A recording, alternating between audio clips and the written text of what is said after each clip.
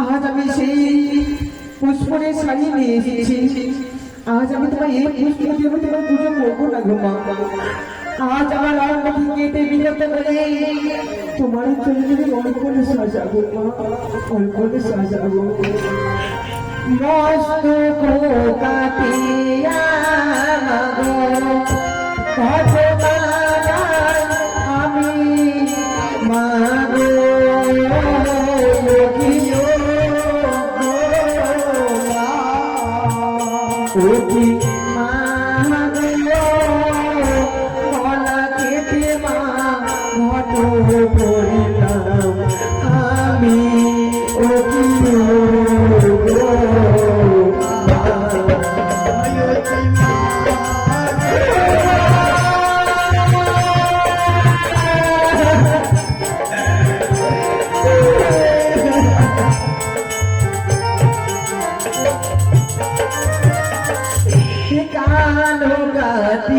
মানো